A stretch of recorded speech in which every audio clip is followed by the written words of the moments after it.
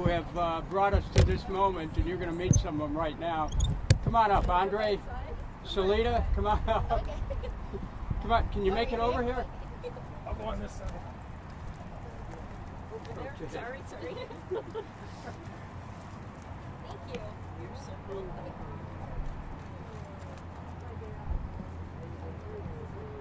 Yeah,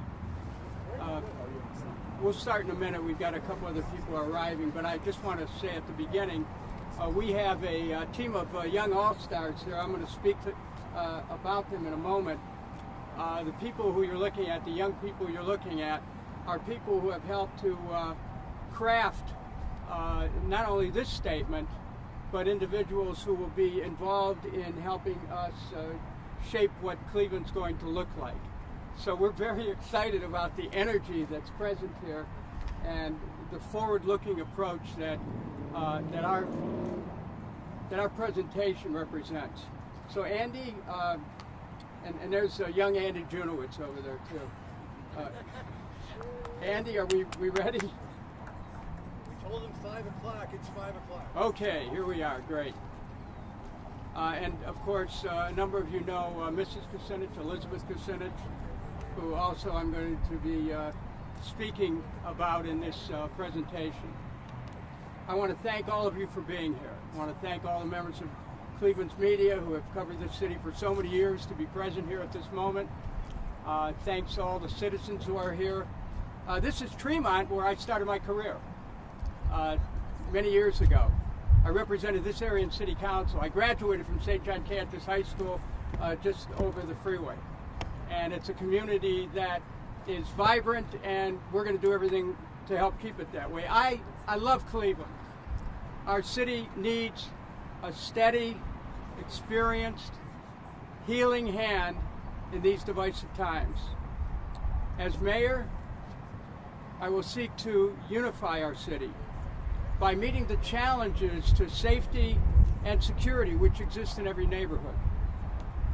Years ago, during my first term as mayor, I set a standard for diversity and unity when half of my top appointments came from Cleveland's African American community, including the city's safety director, who some of you may have known.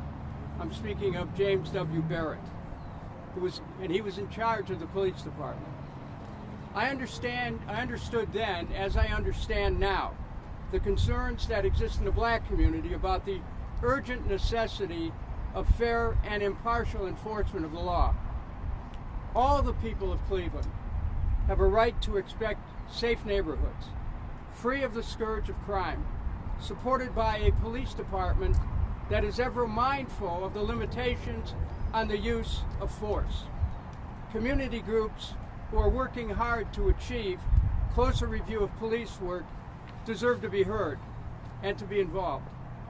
Ultimately, the charter of the City of Cleveland places the responsibility of chief conservator of the peace upon the mayor of the city. I am fully prepared to assume those duties, to support the police when they deserve it, to reserve the right to question police action, and to take appropriate disciplinary action in the event that departmental rules or civil liberties are violated. Any abuse of authority by law enforcement personnel will not be tolerated. We all know that our beloved city is being overrun by crime. Every neighborhood is at risk. Murders, shootings, carjackings, street assaults, robberies, and break-ins have increased at an alarming rate. And this didn't happen overnight. Our city has been enveloped by an attitude of hopelessness, where leaders lament rising crime, but do little or nothing about it, while citizens fear walking the streets, sitting on their porch, going shopping in the city, even stopping at a gas station. Good intentions and good wishes are not a substitute for good public policy and leadership. Cleveland, sadly, has become one of the most dangerous cities in America. Working together, we can change that. As mayor, I will hire 400 additional police, build up the homicide unit, the scientific investigation unit, the gang unit. We will hire 100 safety assistants with special skills to deal with nonviolent disturbances and with those who suffer from mental illness. Because, as we understand, not every 911 call requires an armed response. We will increase police pay and attract quality applicants to law enforcement through providing college tuition for those who will commit to 5 years of service in the Cleveland Police Department. We can and we will create a safe city, a peaceful city, where people are unafraid to walk the streets, where they're not afraid to sit on their front porch, where parents do not have to worry about their children being shot. We will reclaim our streets from the violent gangs. We will work to rescue neighborhoods that are besieged by criminal elements. When violent felons know that simply by driving away they can escape justice, they'll flee every time. We must permit the police to enforce the law. Violent felons must be pursued and captured. The city will purchase 2 new helicopters to minimize the length of police chases and the danger to innocent civilians. We must send a message loud and clear to violent felons. A strengthened Cleveland police force will pursue you. You cannot escape. You will be caught. You will face justice. When Cleveland police, facing the barrel of a gun, risk their lives, we must defend the police as they defend our community. The mayor has a singular role, a crucial role in that regard. The mayor must demonstrate to the community that fair, impartial, and even-handed law enforcement is a top priority. The people have a right to expect no less. I think we all know that law enforcement in and of itself has its limitations. We must go deeper to address the root causes of violence and criminal activity in our community. That is why, as mayor, I will create a cabinet-level civic peace department which will identify trouble spots in the city and intervene whenever possible prior to an outbreak of violence. And will create new policies that address safety, security, crime, and rehabilitation. Establish and coordinate new community-based violence prevention programs and conflict resolution strategies. Our Civic Peace Department will address all forms of violence within our community. We will create and coordinate new policies that reduce drug and alcohol dependence. We'll promote racial, religious, and ethnic tolerance, cooperation, and human unity. Our ultimate goal is to create peaceful homes and neighborhoods through an intensive community involvement supported by City Hall. The mayor in Cleveland is also in charge of the Cleveland Public Schools. We know that violence is a learned response. So is peace and nonviolence. I will bring to our schools a new peace curriculum where from the earliest years, children will learn peaceful interaction with others. Cleveland schools will be more involved in counseling and peer mediation. In the weeks ahead, I will unveil our education platform that will bring sweeping change to our schools so that they will become ever more innovative catalysts for restoring and regenerating our city. And some of the individuals involved here in front of you are going to be people who are going to be working with us to help draft that initiative. Now, the idea of a civic peace department, by the way, was brought forward 20 years ago when I was a member of the United States Congress. People have said again and again that I was ahead of my time. Well, this is our time. This is the time for bold, visionary ideas that can transform our city. Young people from across the city of Cleveland are already actively engaged in our efforts. Thank you for bringing your talents and abilities into helping our community. And we welcome all young people with open arms.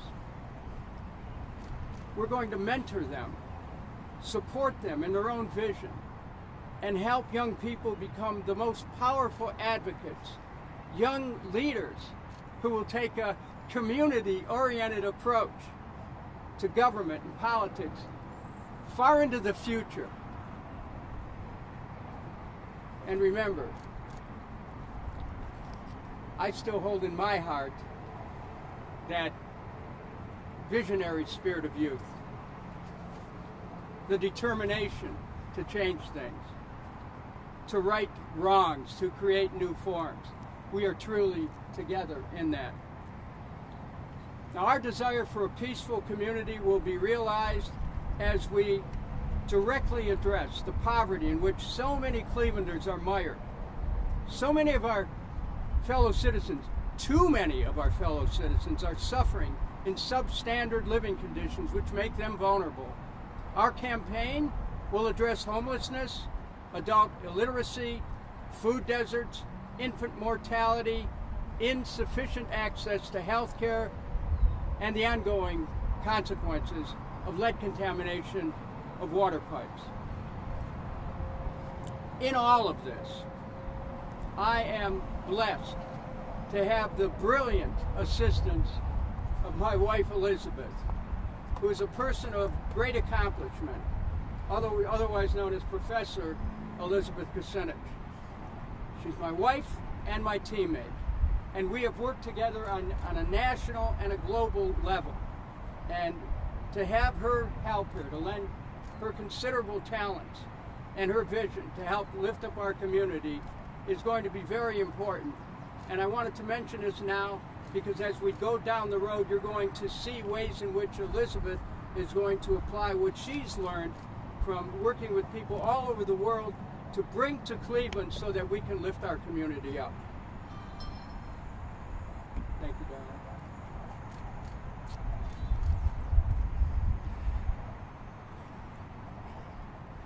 Our administration will take an all-encompassing, holistic approach to the economic and social challenges which confront all Clevelanders. When I was growing up in Cleveland, my parents never had a home they could call their own. We were renters. As the family grew, we were forced to move. There were times the only place we could find rent was in a community of color. There were times when we were the only Caucasian family in a black community. Now, I lived in 21 different places by the time I was 17, including a couple cars. As a result of the experience, dealing with uncertainty, evictions, social disorganization, vulnerability, which comes from economic disadvantage, I understand what so many Clevelanders are going through today. And I intend to use my talents and abilities and everything that I am to help lift up our community and to help those who are feeling that there is no hope. I've been there, and I can tell you that sometimes with just a little bit of hope, we can help change someone's life in a little bit of effort. And we're going to make a great effort in our community. I have the life experience and the political independence to help reclaim safe neighborhoods, to re-energize our local economy, to transform Cleveland city government into an instrument of public service, Many Clevelanders will remember that during my 8 terms representing Cleveland in the United States Congress, my office handled about 11,000 requests for service every year. And some of those individuals are in this crowd right now, such as our case supervisor, Marion Carey. I want to thank you for the outstanding work that you did. You know, government has to be there when people need help. So I call on all Clevelanders to join with me to truly light up Cleveland with safety, security, a dedication to creating civic peace and new peace education programs in our schools. Cleveland can become a safe place where people want to remain, where they want to move to. They want to keep and establish businesses, raise a family, and celebrate community. We will literally bring more light to Cleveland by increasing 61,000 streetlights, primarily in the high crime areas, luminosity from 80% to 100%. We're gonna light up the night in many neighborhoods. Now, crime is the number one issue. Safety, security, and a peaceful community is our goal. But I make it clear here today that if we are to reclaim our city, it will take careful attention to all of our challenges. In the days ahead, with the help of the people here, I intend to roll out a comprehensive program and programs to address every single area of great concern in our city. I am ready from day one to take the city in a new, upbeat, can-do direction. And I'm ready to work with you, the people of Cleveland, to achieve this. I ask for your support in the September 14th primary election and the November 2nd general election. We ask that you visit our website at Kucinich.com for more details on how to get engaged. I look forward to all of us partnering to transform our city, this city we love. Thank you very much.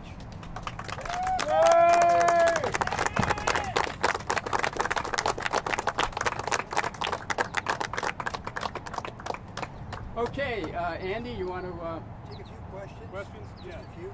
you want to come up here and just redirect the traffic?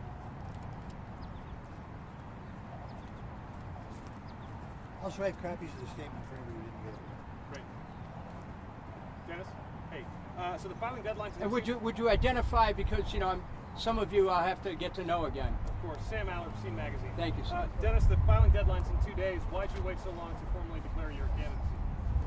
It's right on time, Sam. Okay. Hi, Lena Lai from WKYC Channel 3. You talk about adding 400 plus police, 100 plus safety assistants. Arguably, to add to the police force would be done. To add to 2 more helicopters would be done, but funding it has always been the issue, right? So how would you pay for this? It's an important question. First of all, having studied the city budget, the city makes choice and priorities. The city has a rainy day fund with tens of millions of dollars. It's raining bullets in some of our neighborhoods, okay? We're going to tap that. The city's getting $541 million from the federal government. We're going to tap those funds. We have an urgent need right now. We can't wait.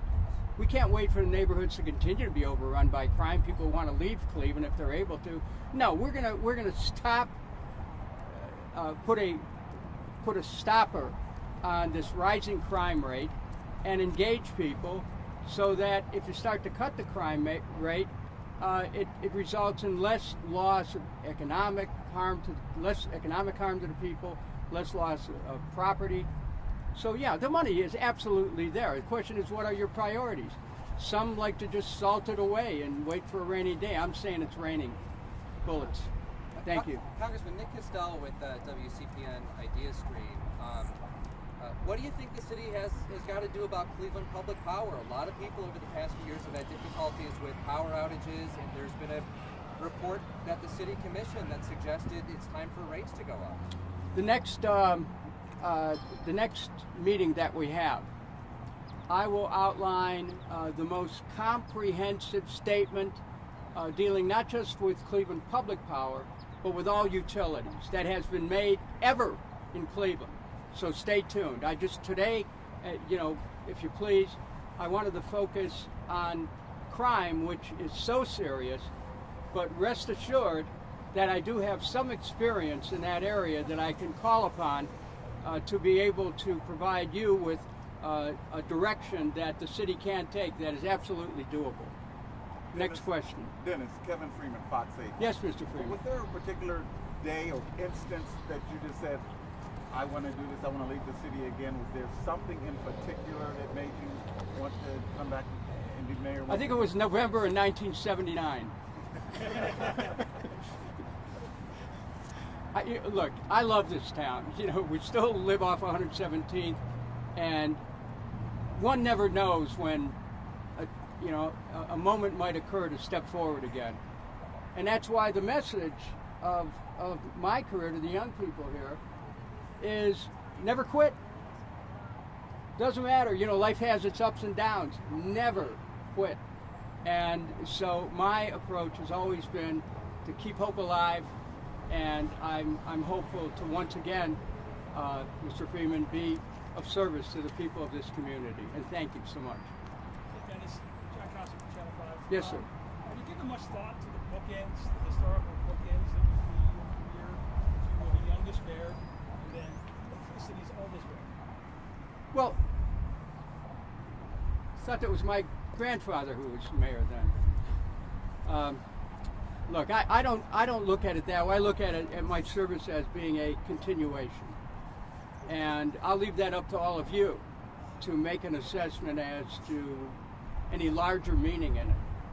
Right now, I'm focused not on myself, but we must focus our collective energy on what the needs of the community are.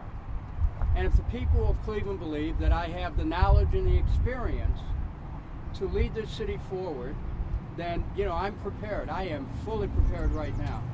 But as far as being able to make an assessment as, when a career started and where it is now, that's up to you. I mean, I'm ready.